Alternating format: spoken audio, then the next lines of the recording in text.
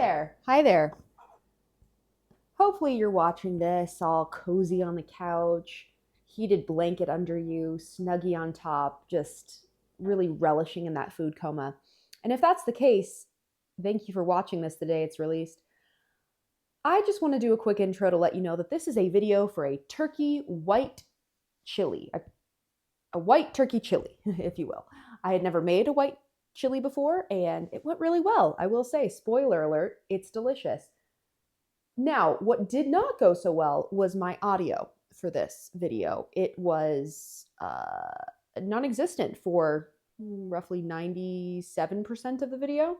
So you'll hear me do a little intro, and then I just voice over the rest of it. It's a little shorter than the rest. I cut out a lot of the fluff for that reason, but hopefully it still gets the message across, and hopefully it will inspire you to dive in recipe-free into something and just, pick up some ingredients and try making it. If you feel like it. So that's what we got. I can officially say Merry Christmas now that Thanksgiving is upon us, and Merry Christmas. All right, enjoy. Welcome to Laughing Spices. I'm Anna, and I am feeling a little sick. Poor me. I feel like I'm getting sick. I don't feel like I am sick, and just woke up with a really sore throat. So I had already planned to make what I would call recipe-free white turkey chili. And I'm going to make that because what a good recipe when you're feeling sick. Anyways, recipe-free, what that means, I'm not going to use a recipe. I've never even made a white chili before, but I can do it, and I think you can too. So let's get to it. First thing first, I'm going to get all my ingredients out. So let's start there. Turkey, peppers, other peppers, more peppers,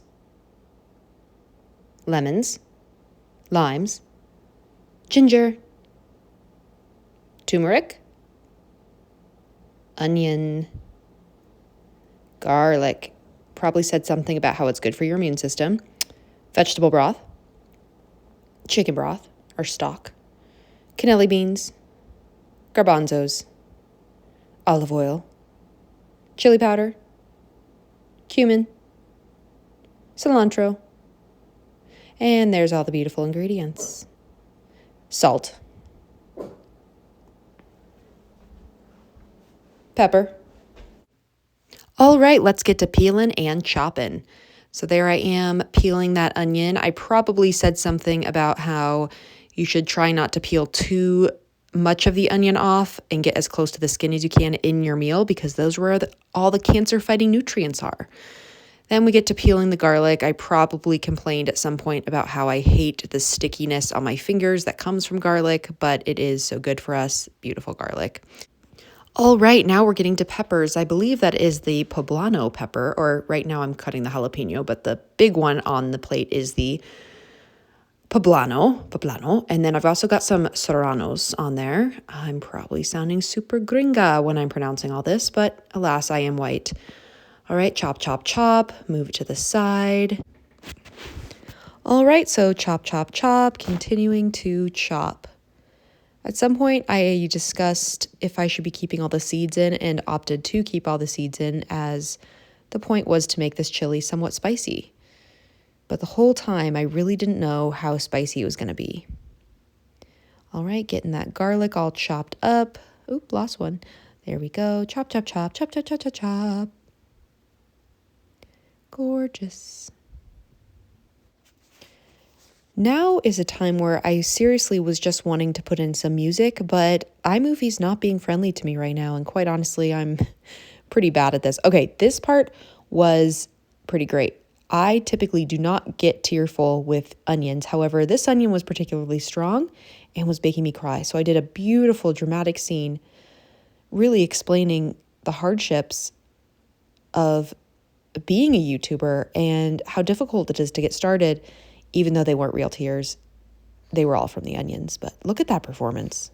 Just look at that performance. Bravo, bravo. All right, now we're finally to cooking. So we're getting some olive oil. I did make a double batch, so I will be using 2 pots for this recipe or for this particular video. So I got 2 pots. I put a little olive oil in each pot, get my beans all drained and our cans all opened and drained. I forgot the corn, so remembered that. Got some fire roasted and sweet corn. It'll help with the whole white chili aspect, it being white and yellow. Adding my onions, chopped nice and finely, half and half in each pot. I made the pots identical. Not one was not more spicy or anything like that. All right, then we get that lemon juice in there. Oh man, it'd be so nice if cooking was this quick in general. All right, line them up. Shake them up. We got some ginger now. I decided to put ginger and turmeric into the chili because I was fighting a cold during this time and wanted to boost that immune system, fight some inflammation, all the good things. So the turmeric and ginger made it into the chili, even though those aren't traditional chili ingredients. That's just what I do.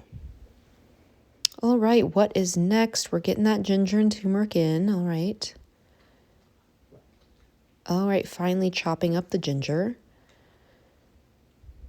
Adding a little salt, of course. Always salt as you go. Don't wait salt till the end. Wait to salt until the end. All right, this is a trick that I do because I'm so lazy. I don't think you understand just how lazy I am.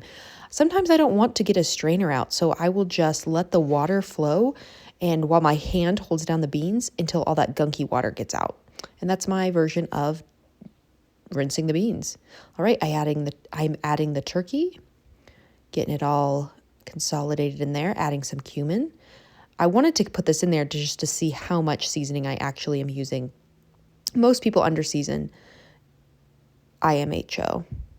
So, yeah, just pay attention. See how much seasoning I add. Don't be afraid to really pile it on, especially if it's a seasoning that you like. You're cooking for you. Cook it the way you want. And even if you're not cooking for just you, cook it the way you like. It's your cooking after all. And I bet you anything, people will like it too. All right, adding some broth now. With the order of all this, I kind of follow general common sense based on cooking, but I think one thing about this is that when everything's going in the same pot, sure, there's little differences. You can make things better certain ways, but oftentimes it doesn't really matter that much. Now I'm adding the peppers. I'm sure there's plenty of chili connoisseurs out there that will say, of course it matters. And it does. But it's not inedible if you change up the order or do it your way or do it an easier way. It's just not. I like to feel free to just dance along in the kitchen sometimes. The corn was actually very delicious in this particular white chili. I was very, very happy with it. So it's finishing up. I'm getting some extra getting the lemon and lime juice in there. I love that lemon squeezer, by the way. The Lazy Susan is open. Quite a shame. Does not look good, Anna. We're working on that. Progress, not perfection. So I'll get a final shot here, and then you get to see Tom's reaction. Moment of truth. Smells good. Moment of truth. I'm concerned. Too spicy.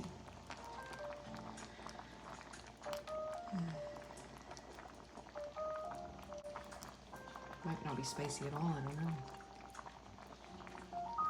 So hard to know with peppers. That was perfect spice level. What would you say on a scale of 1 to 10 spice? 6, 7 probably. Okay. Are you going to add chili flakes to it, or is it spicy enough? No, it's spicy enough. It can burn the ass out of Billy Goat for sure. But it's not But it's not like overly spicy. It's good. unenjoyable. I gave you some yogurt, so you can put that on there. That's a good level. Yay! It's actually really good. Really? It's a perfect spice level, I would say. Yes! Success!